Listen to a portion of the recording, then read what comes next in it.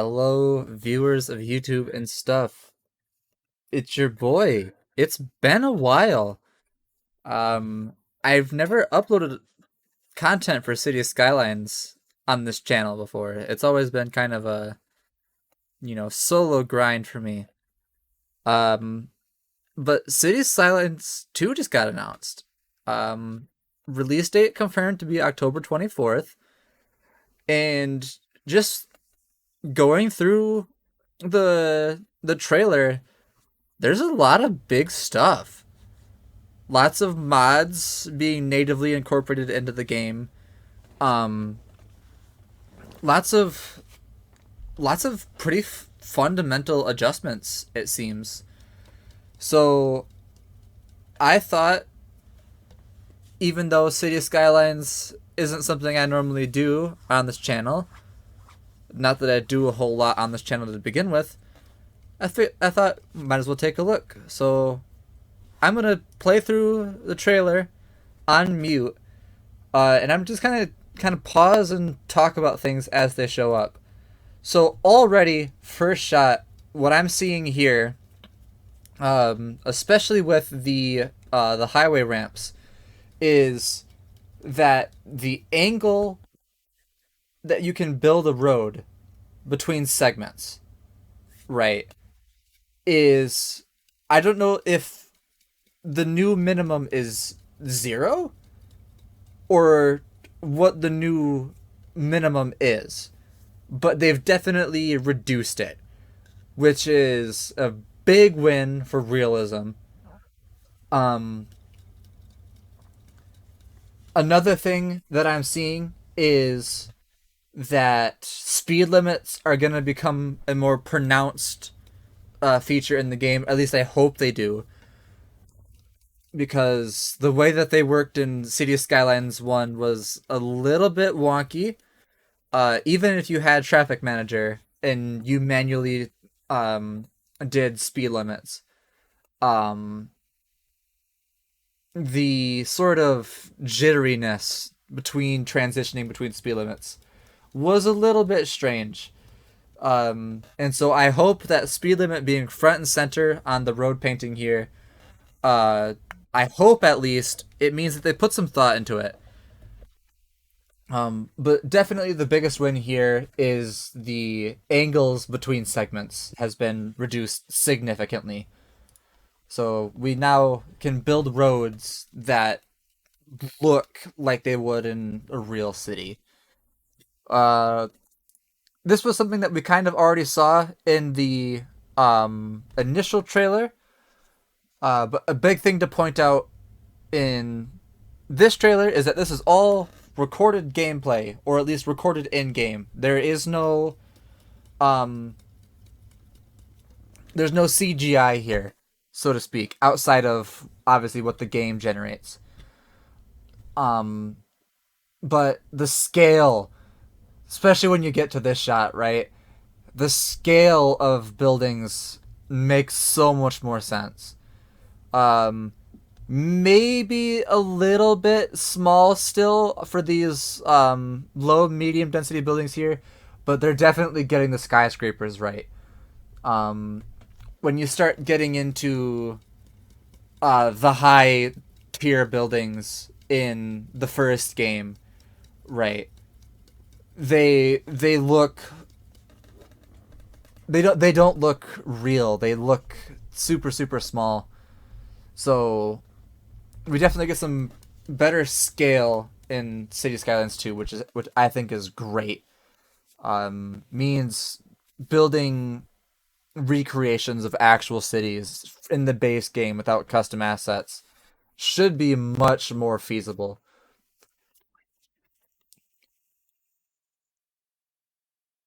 Yeah, marketing, whatever. Um, the oh, I didn't mean to go past that. The terraforming tools, I feel like, leave a little bit to be desired. Um, Definitely the more adjustable brush size and brush strength is nice, but it looks to me at least that all of the same tools are there.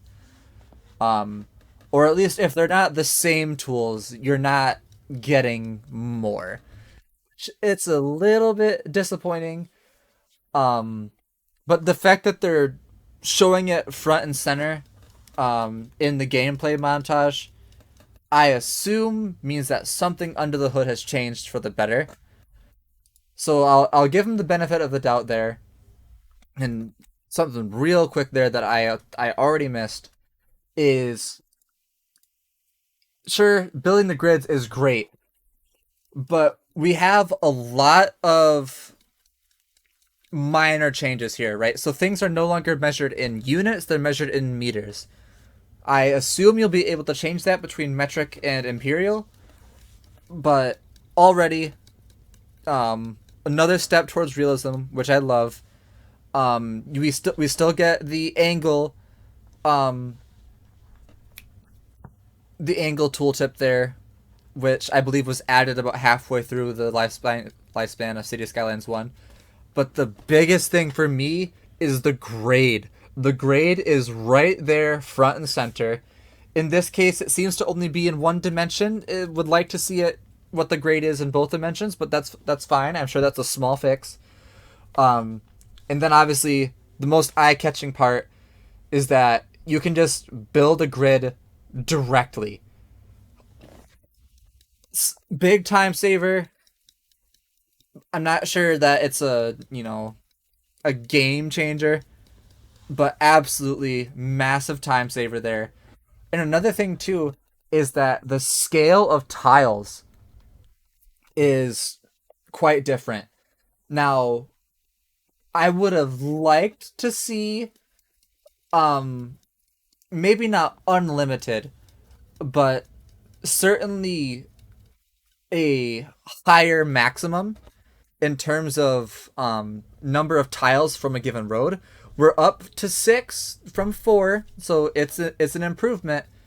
But I would like to be able to see, for example, community creators making growable buildings of larger size footprints and just being able um, to zone them in, right? Because especially when you start getting to like a relatively large city, you can imagine that this entire city block would be taken up by a single building plus a plaza, right? So for your limit on a given asset to be 6 tiles for at least to be zoned as growable, right?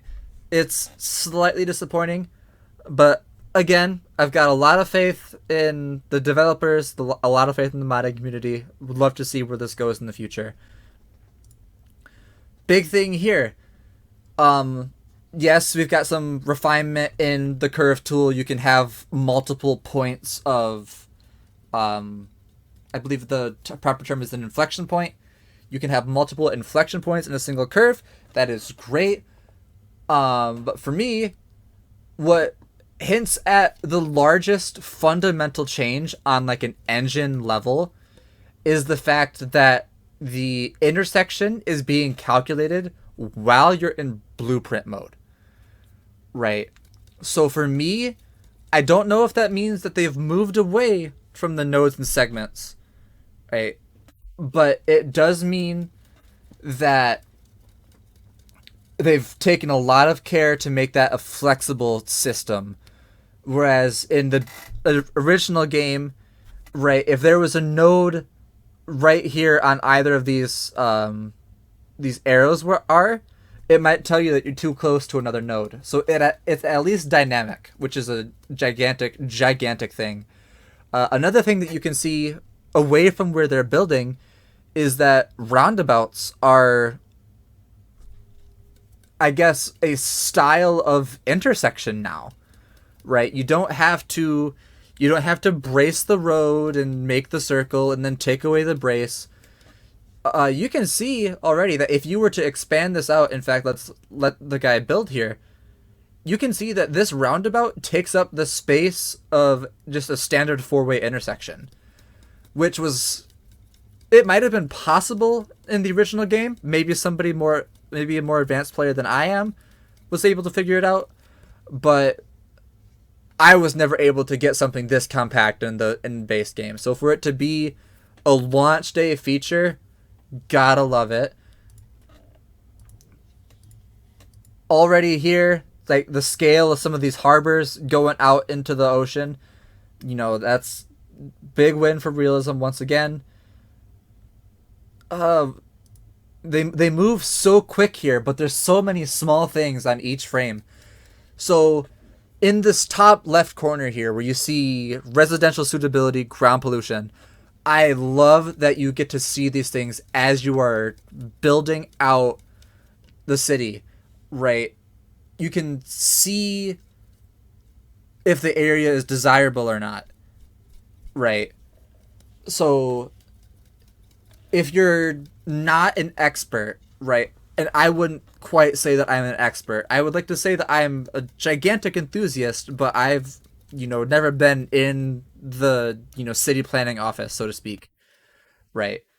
So to get all that information just kind of boiled down to you, is this a good place to live? Gotta love it. And then also at the bottom here, where we see the zones, we have more than just um, low density and high density, right? Now, I am not in depth. I don't have the insider knowledge enough to know what each of these zone levels are. I can tell pretty clearly that the first one on the left there is single family, but beyond that is all, not my understanding. But the fact that you have some modularity here is great, because in the original game, a big issue if you didn't, go hunting for custom assets, or really pay attention to your zoning in the districts, make use of, for example, the height ban or skyscraper ban, right? If you weren't in depth in about all of those things when building your city, you would have a skyline that was just level 5 buildings the whole way, and everything was the exact same height, and that's not how cities work, and it looked awful. Right. So the fact that you have some control over that while you're building out the city, gotta love it. Right here, we saw in the gameplay, or not the gameplay trailer, but in the release trailer, right, we saw that there was this mystery purple zone. It's now confirmed to be office, which leaves a little bit to be desired. I think a lot of people were hoping that this was going to be mixed use zoning. Also, not the biggest fan of there only being 2 zone types here, but at the same time, look at the scale of the selection here.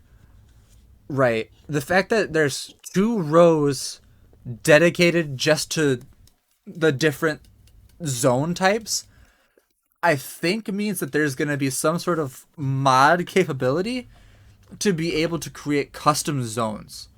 Right. Maybe I'm wrong, but I really hope so. Right. To be able to get something beyond just the office zone, in like the small office zone, I think would be great. Next shot here, again, we can kind of see the grading here, negative 3.2%. The fact that that's front and center, gotta love it. I'm not quite sure what they're trying to show here, other than that the overlapping items here on the right. I feel like this is a way of saying that you can actually have some form of road anarchy in the base game, because he it does get built, so maybe things like intersecting segments and that kind of stuff is, instead of being a hard limitation, maybe now that these are just suggestions. Think that's a big win, right? Don't need to install something like anarchy.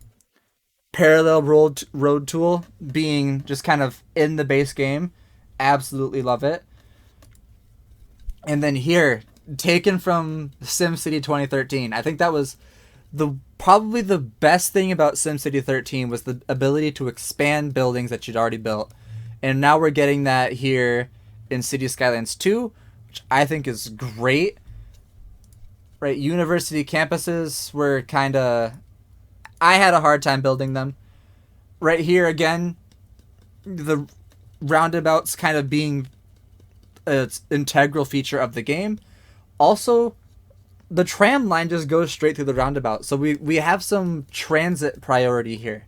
So for the urbanists, right, big win here. Waiting for the next shot. I I'm sure I missed something here. Uh doesn't appear to be a whole lot of new here other than at the very left of the screen that 3, 2, 1, 2 that might be families or residents per floor. Not quite sure what that is. Hope that it's something that the mod team can make use of. I say the mod team as if it's, a centralized thing. It's definitely not. The scale of power plants makes sense now. For people who just kind of spammed coal power plants on one road and just call that the power generator. Uh can't do that anymore, right? You got to put some more thought into it. But for advanced players, I'm sure it'll be fine. I probably missed something on that last frame as well, because again, this is just such a high pace. Oh, you can upgrade individual parts of the building. It seems right. So they've got the one cooling tower here, and then boom, they just plop a second right. So I'm sure that it's more use of that city Sim City 2013 feature where you can upgrade buildings as you go. They're showing that it's not just in one place here. We get air pollution breakdown by source, absolutely massive, right? And the fact that the wind speed and direction is taken into account, right? So air pollution isn't just going to be an area of effect. It's going to travel and move. The amount of cars that you have on the road is going to play a part, right? So there is gonna be no such thing as a perfectly clean city center unless you really fight for it from the beginning of the game, which I think is great, right?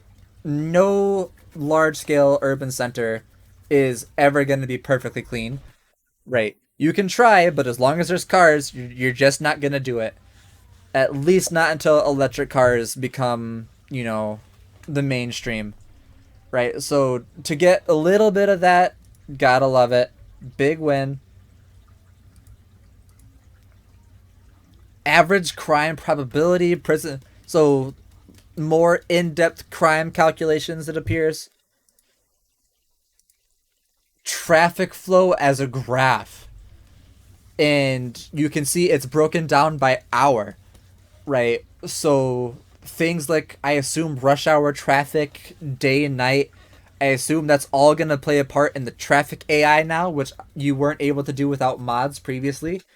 And the fact that you can break down your heat map by traffic flow or traffic volume, right? Something that the original games really struggled with was you could have, for example, a 6 lane highway, and everybody would be cruising at their 100 kilometers per hour, and the game would assume because there's so many cars on the road that the traffic flow is bad. So good to know that there's a separation now between volume and flow. A couple more forestry specializations, right? So you get more than just ore, forestry, farming, right? Farming is evidently broken down into a couple subsets. I'm not able to tell what the this blue 4 dots is. Maybe that's fishing from Sunset Harbor. Here's to hoping. The vehicles. Granted, this is a small subset. This is just one vehicle, but the fact that I don't have to look at the donut truck Gotta love it. it. Just look at it. It's beautiful, right? Maybe the trees aren't exactly to scale. Fine, whatever. But I'm, viewing this on 4K here in, the on the YouTube site. And sure, YouTube compression is going to make this look even worse, but already this is a gorgeous game to look at. Especially when you start getting a whole cityscape into like this is just gorgeous.